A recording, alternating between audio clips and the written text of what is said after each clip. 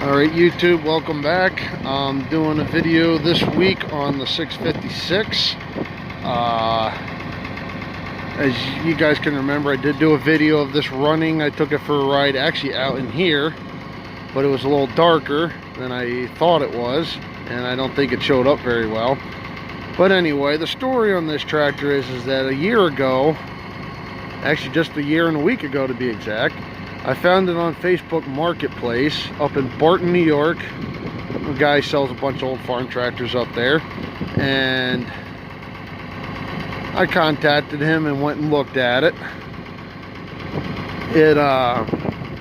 They put brand new tires, front tires on it, had new seat, brand new interstate battery on it, and the top end of the motor, which I'm assuming would be the head, had been redone on it. And the reason why I wanted a 656 is because I put a lot of time on one at the farms I used to work at. There was one that had a narrow front, cast rear hubs that weren't like this. They're more like on the, like you see a lot on pulling tractors, I guess the pressed steel ones you'd say. And it had a straight drawbar, which this one does have on it. Which wasn't a big deal to me because I was looking more for something to pull hay behind and stuff with, and not so much with 3-point hitch work. Now the other farm I worked at, which I spent most of my time on, looked just like this, except that at 3-point, the rear hubs and weights were painted black, and the front grille was painted black. And both those tractors, each farm, they use them a lot for everything. They're good all-around tractor. They're not too big, not too small. You can do all kinds of stuff with them. Like the wide front one that I ran, we picked corn with it, hay bind, Case IH 8420 round baler, pulled hay wagons. It did a lot of stuff. And I really liked the tractor. I liked the way it looked. I liked the way it handled. I thought it was just the perfect size for pretty much anything. So now that I got one of my own, got it here, and the front end, the spindles needed replaced on them, which I did have them done on this. One tie rod assembly on the other side is replaced. This one will get replaced this spring. And I bought new headlights, which I have in the fenders. I just got to wire them up, but I'm not doing that this time of year because well, I don't need my hands freezing and all that. So, but do I wish it had a 3-point hitch? Absolutely.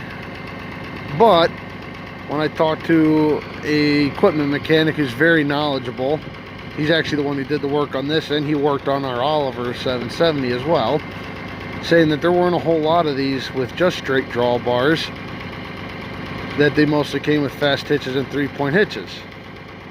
So I may keep this one as it is, fix it up, repaint it, and get another one with a 3-point hitch. But that probably won't be until after I get the big tractor that I am going to be looking into here, probably within a year or so.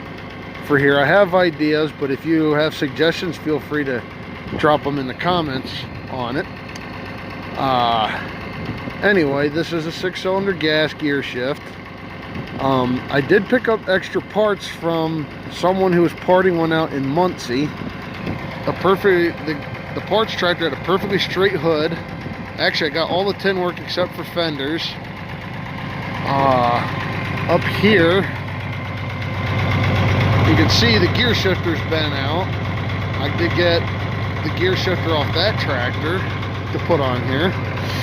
I want to put either a suitcase weight bracket on the front of this, or if I can find those slab weights, which the 656 I ran at the one farm, the wide front one, did have a few of those on there.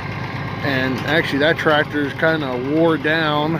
It's been sitting for a good number of years, so I'm kind of trying to talk them into selling it. I can use it for parts or something.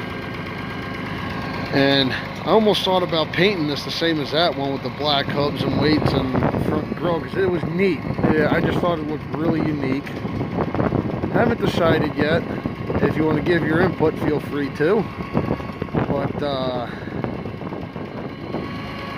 yeah, I can't complain about this tractor. It's been good. The hydraulic pump is noisy when it is cold, because this tractor did have a loader on it at one time, and then what I was told, it has an upgraded hydraulic pump on it, so therefore that's why it makes that noise until it warms up.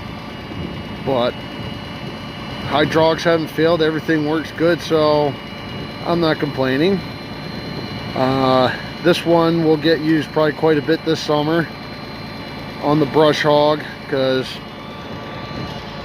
over there we used to pasture that off, and we leased it from that farm that's, I don't know if you can see over there, but we leased it from them when we had horses before, and there's a good amount there, and I think there's some good hay throughout a good portion of it, and I think if I keep it brush hog down, that'll bring more good hay up with the rest of it, so it'd be kind of nice to do that.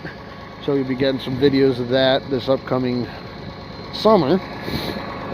But yeah, I can't complain. There's a canopy top that I found on one of the IH groups on Facebook. It's not a 2-post, which I really would like to have for this, but it mounts to the fenders. It was on an 856 or a size like that tractor, and he said it would fit this and mounts to the fenders. So I'm going to look into that, and hopefully that'll be picked up in March if I can make it happen. I do have a battery cover for this. I just have it off due to, with this cold, the battery could drain out and die, so yeah. But that's really about it. I really like the 656s. They're good tractors. In all honesty, the 56 series are really good tractors, and I do like the 66 series. I did run a 1066 at the other farm. I would love to have one of them, to be honest with you, but Walsh Farms, you said that the video where I was driving this brought back memories of it.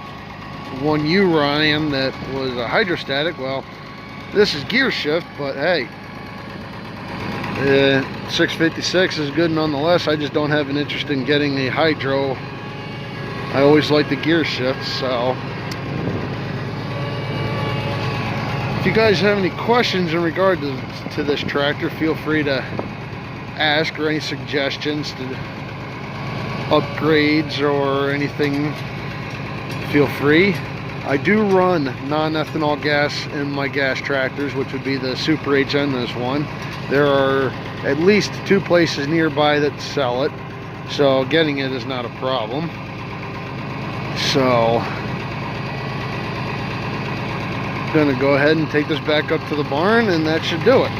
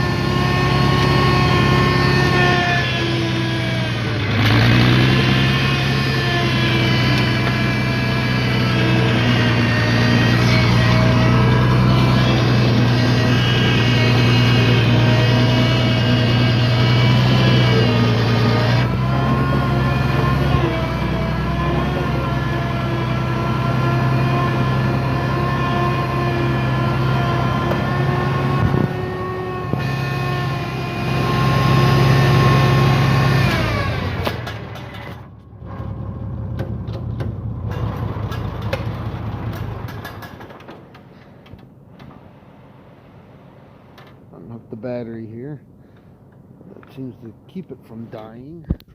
Must have something drawing power in the winter times. In the summer, it never really gives me an issue. But so there she is, the big tractor of the farm right now. I was able to take this one out for a ride this week. The Oliver I couldn't because it was warmer, and we would have gotten stuck in them fields because it can get pretty wet.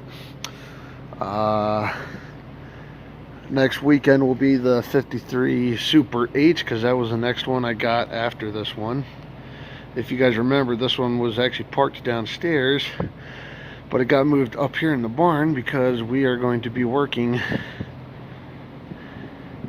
on this section of the floor back here that got in pretty bad shape, as you can see, and we don't want anything falling down onto the tractors. But this will be fixed properly, and there'll be a lot more storage up here.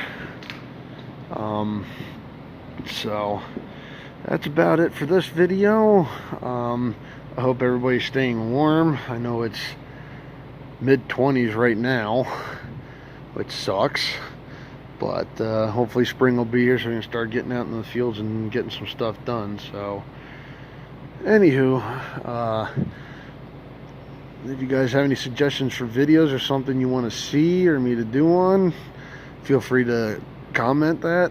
I do hunt as well. There's an area nearby here which, if anybody's interested in that, I can do videos out that way too. I haul scrap metal to help pay for some of the stuff with the tractors and equipment. So if anybody wants to see how I do that or anything in relation to that, feel free to, just make suggestions, and let me know how I'm doing. Like I said, this is me just starting off in YouTube, so any feedback is appreciated. And for those who have subscribed and watched my videos and commented so far, I really do appreciate you. My better half would like to get involved in helping me with this, taking videos while I'm doing whatever. So yeah, I will catch you guys on the next one. Thank you.